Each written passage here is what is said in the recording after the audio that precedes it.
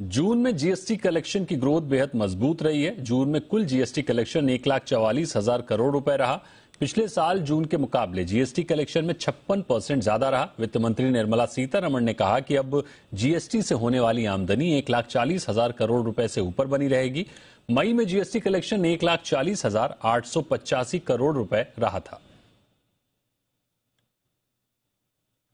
GST लागू होने के बाद ट्रांसपोर्टर्स के लिए 5 साल में चीजें कितनी बदली हैं, वन नेशन वन टैक्स से उनके फेरों में कितनी बढ़ोतरी हुई है और अब ट्रांसपोर्टर्स फ्यूल को जीएसटी में लाने की मांग क्यों कर रहे हैं, इन सब मुद्दों पर ट्रांसपोर्टर्स से बात की हमारे संवाददाता अनुराग शाह ने। जीएसटी के 5 साल पूरे होने पर हमारी जो आज की कवरेज है वो ट्रांसपोर्टर्स के साथ है। ट्रांसपोर्टर्स को जीएसटी से काफी ज्यादा उम्मीदें थी। उनकी लॉजिस्टिक कॉस्ट कम होने से लेके, उनके फेरों की संख्या बढ़ने से लेके, जो चेक पोस्ट होते हैं उसमें कमी होने से लेके, कई सारे जो फैक्टर थे जीएसटी लागू होने के बाद जो ट्रांसपोर्टर से जुड़े हुए थे। तो ट्रांसपोर्टर से ही समझने की कोशिश करते हैं कि जीएसटी के बाद उनका कारोबार कितना बदला है, कौन कौन सी ऐसी उम्मीदें हैं जो जीएसटी के बाद आपकी पूरी हो गई है और अभी भी कुछ में गुंजाइश है। जैसे कि आपने ठीक कहा कि ट्रांसपोर्ट उद्योग जीएसटी आने से बहुत खुश था, बहुत उत्साहित था, क्योंकि ये बहुत बड़ा रेवोल्यूशन देश में आना था, इस उद्योग के लिए आना था। और क्या पाया, क्या खोआ और कहां पर हम खड़े हैं। मेरा मानना है कि 5 साल पहले जो परिस्थिति उद्योग के लिए थी वो आज भी वहीं पर ही है। चेक पोस्ट की बात करें, जीएसटी आने के बाद में हमें उम्मीद थी कि जो मैनुअल इंटरफेरेंस है, जगह जगह पे रुकावटें हैं, जगह जगह पे गाड़ियां रोककर हमारे डॉक्यूमेंट चेक किए जा रहे हैं, उनसे हमें छुटकारा मिलेगा। तो अभी वो छुटकारा नहीं मिला, अभी भी वो है। कैसे फॉर्म बदल गया है? लेकिन ये नहीं हुआ। बात आपकी सही है कि जो टैक्सेशन अथॉरिटी है वहां पर नहीं बैठे हुए हैं, लेकिन आरटीओस के लोग बैठे हुए हैं। उद्देश्य क्या था? सीमलेस जर्नी होगी, लेकिन क्या उद्देश्य हमने पाया? हमारा सोच थी कि सीमलेस जर्नी होगी। जो गाड़ी हमारी 280-300 किलोमीटर पहले सफर करती थी वो जीएसटी के बाद 500 किलोमीटर का सफर करेगी और कहीं ना कहीं हमारे फेरों में बढ़ोतरी होगी।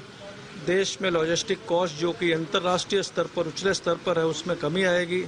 लेकिन ये कुछ भी नहीं हुआ। ये बार बार प्रस्ताव हमने जीएसटी काउंसिल के पास भी रखे हैं, मंत्रियों के पास भी रखे हैं, लेकिन इसके बारे में कोई वन नेशन वन टैक्स की जब बात करते हैं, जब आपने कहा कि फेरों में बढ़ोतरी होगी क्योंकि ये जो उम्मीद की जा रही थी, तो कितना चेंज आया है, कितना बदलाव आया है? क्योंकि हमने देखा है कि जब गुड्स ट्रांसपोर्ट होते हैं तो पहले जितनी रुकावटें तो नहीं है। अगर आप देखेंगे तो रुकावटें, उम्मीदें जैसे बताई है अपना हमारे बल साहब ने, उम्मीदें तो बहुत थी, बट आज भी रुकावटें हैं। अगर मैं महाराष्ट्र से गुजरात जा रहा हूं, अगर आप देखेंगे तो चेक पोस्ट पड़ता है, जो कि जीएसटी जुलाई 2017 में आया है और क्लियरली सेंटर से ये गाइडलाइंस आ गई थी कि सभी चेक पोस्ट जो है वो एबॉलिश किए जाएंगे। हमारा, जैसे मैंने बताया, महाराष्ट्र से गुजरात अपना अछाड़ बॉर्डर पड़ता है, ये आज भी बॉर्डर अपना पहले जितनी लंबी लंबी लाइनें लगती थी अभी उतनी देखने को नहीं मिलती है। नहीं, आप देखेंगे तो लाइनें, कतारों में अपना कुछ कमी नहीं है, कतार वैसी ही है। अगर आप ट्रांसपोर्टर को पूछेंगे, हमें तो कोई राहत आज की तारीख में मिली नहीं है जीएसटी के आने से। हाँ, जो उम्मीदें थी वो ट्रांसपोर्टर को उतना फायदा नहीं हुआ है। तो ई वे बिल ने ट्रांसपोर्टर्स को कितना इम्पैक्ट किया है? ई-वे बिल ने हमें परेशान कर दिया है। मैं आपको बताऊं, वी आर सर्विस प्रोवाइडर, हम कोई मैन्युफैक्चरर नहीं है। तो ई-वे बिल में हमारा रोल क्यों रखा हुआ हमें पता ही नहीं है। ना हम कोई मैन्युफैक्चर कर रहे हैं, ना हम किसी चीज़ का सेल कर रहे हैं। हम जब सर्विस दे रहे हैं तो भी ई-वे बिल में हमें मैंडेटरी बनाया गया है। अभी जैसे कि हमें ई-वे बिल में दिक्कत ऐसी है कि हमको एक एक्स्ट्रा स्टाफ रखना पड़ रहा है। पार्ट बी की जिम्मेदारी हमारी बन गई है। आज कस्टमर क्या करता है, पार्टी जनरेट करके हमारे पर छोड़ देता है, काफ़ी टाइम आगे पीछे हो जाता है, डिले हो जाता है, तो पूरी जिम्मेदारी हमारी होती है। ई-वे बिल की वैसे कुछ भी, अगर जो कस्टमर का कुछ भी फॉल्ट है तो भी ट्रांसपोर्टर को कसूरदार देखा जाता है कि इस तरीके से कि ये क्रिमिनल है, इसको पकड़ो, और हमारी ट्रकें जमा कर दी जाती है। जैसे कि डीजल है, आज तक जीएसटी में लाया नहीं, उन्हें जीएसटी में लाना चाहिए। और हमें जैसे गाड़ियाँ चलती है, आप बोलते हो टोल वगैरह में कोई ड्राइवरों को कोई फैसिलिटीज़ नहीं है। टोल्स का इतनी प्रॉब्लम है, लंबी लंबी कतारें लगती है फास्टैग आने के बावजूद भी। उसके बाद में जो हम लोग टोल देते हैं ना ड्राइवर को, वहाँ पे कुछ शौचालय की सुविधा है, ना कोई डॉक्टर की कोई फैसिलिटी है, ऐसा कुछ बहुत सी ऐसी दिक्कतें हैं।